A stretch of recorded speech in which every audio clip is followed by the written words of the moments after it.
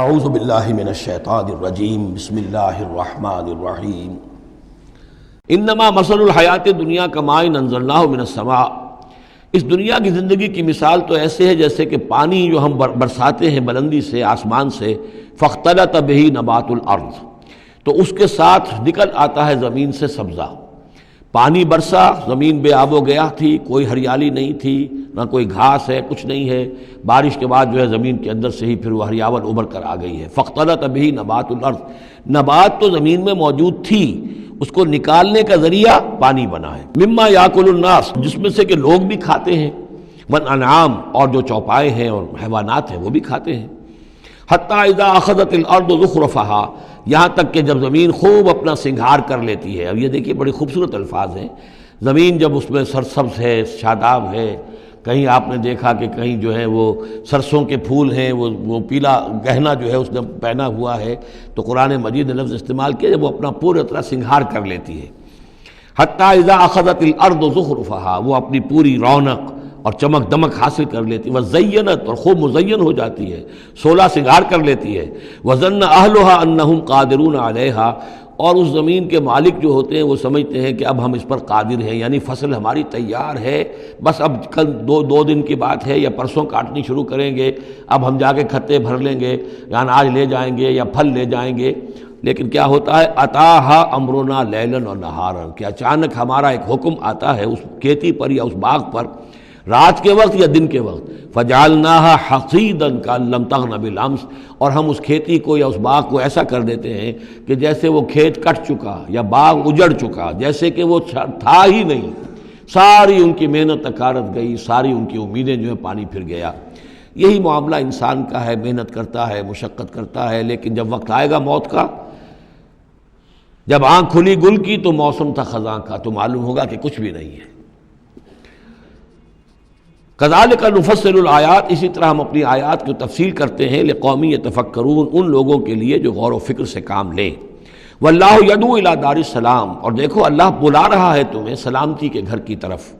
ویہدی من یشاء الی صراط مستقیم، اور وہ ہدایت دیتا ہے جس کو چاہتا ہے، اور یا ہدایت دیتا ہے جو ہدایت کا طالب ہوتا ہے اس کو، الی صراط مستقیم، سیدھے راستے کی طرف۔ للذین احسنوا الحسنی وزیادہ، وہ لوگ کہ جو احسان کی روش اختیار کریں گے، بھلائی کی روش اختیار کریں گے، انہیں حسنہ ہی ملے گا، انہیں بدلہ بھی بہت اچھا ملے گا، بس زیادہ بلکہ اور بڑھ کر ملے گا۔ ولا یرحق وجوہہم قتر ولا ذلہ، اور ان کے چہروں پر نہ مسلط ہوگی نہ سیاہی نہ رسوائی نہ ذلت۔ اولئک اصحاب الجنہ، یہ ہوں گے جنت والے، ہم فیہا خالدون، اس میں ہمیشہ ہمیشہ رہیں گے۔ والذین کسبوا السیئات، اور وہ لوگ کہ جنہوں نے برائیاں کمائیں، جزاء سیئۃ بمثلہا، ان کے لیے بدلہ ہوگا سیئۃ، برائی ہی کا اسی جیسا، زیادہ نہیں ہوگا، اسی جیسا۔ وترہقہم ذلہ، اور ان کے اوپر ذلت اور ندامت جو ہے اس کے سائے ان کے چہروں پر پڑے ہوئے ہوں گے۔ ما لہم من اللہ من عاصم، نہیں ہوگا انہیں اللہ کی پکڑ سے کوئی بھی بچانے والا۔ کانما اغشیت وجوہہم قطعا من اللیل المظلمہ، ایسے ہوں گے ان کے چہرے گویا کہ ان کے اوپر سیاہ تاریک رات کے کچھ ٹکڑے جو ہیں وہ آ گئے ہیں۔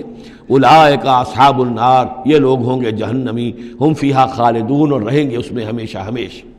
وَيَوْمَ نَحْشُرُهُمْ جَمِيعًا، اور جب کہ ہم ان سب کو جمع کریں گے، ثُمَّ نَقُولُ لِلَّذِينَ أَشْرَكُوا مَكَانَكُمْ أَنْتُمْ وَشُرَكَاؤُكُمْ، پھر ہم کہیں گے ان لوگوں سے جنہوں نے شرک کیا، مکانکم، کھڑے ہو جاؤ اپنی جگہ پر، انتم، تم بھی اور تمہارے شریک بھی۔ اب یہاں معلوم ہوتا ہے کہ یہاں پہ شریکوں سے مراد ہیں اولیاء اللہ، انبیاء، فرشتے، جن کو پوجا گیا، جن کے نام پر مورتیں بنائی گئی۔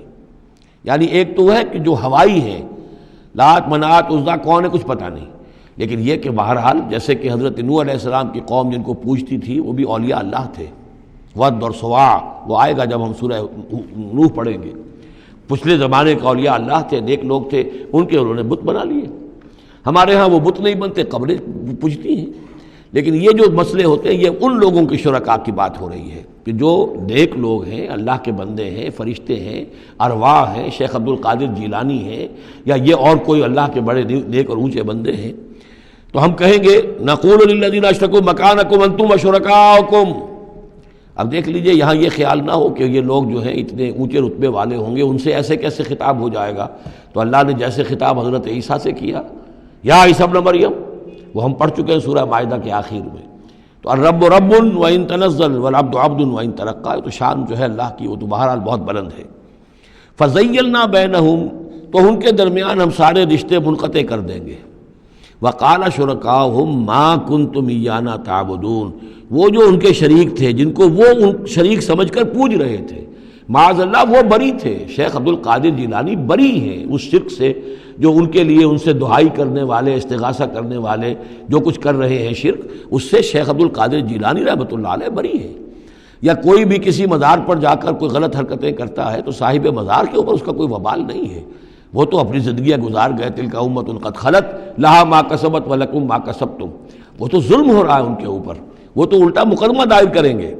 وقال شرکاؤہم، جن کو انہوں نے شریک سمجھا تھا، وہ کہیں گے ان سے ما کنتم ایانا تعبدون، نہیں تم غلط کہہ رہے ہو، تم ہمیں نہیں پوچھتے تھے، ہماری بندگی نہیں کرتے تھے۔ فکفیٰ باللہ شہیدا بیننا وبینکم، تو تمہارے اور ہمارے مابین اللہ کافی ہے یہ گواہی دینے کے لیے، ان کننا عن عبادتکم لغافلین، کہ اے بدبختو اگر تم ہماری بندگی کرتے بھی تھے تو ہمیں کچھ پتہ نہیں تھا کہ تم ہماری بندگی کر رہے ہو، لازماً ہم تمہاری عبادت سے بندگی سے غافل تھے، ہمیں کچھ معلوم نہیں تھا کہ تم نے کیا کیا ہے، ہم پر کوئی الزام نہیں ہے، ہم بری ہیں تم سے اور تمہارے اس شرک سے جو تم کرتے رہے ہو۔ ہنالک تبلو کل نفس ما اسلفت، اس دن ہر جان کو پتہ چل جائے گا اس نے کیا آگے بھیجا تھا۔ وردوا الی اللہ مولاہم الحق، اور وہ لوٹا دیے جائیں گے اللہ کی طرف جو ان کا برحق مولا ہے۔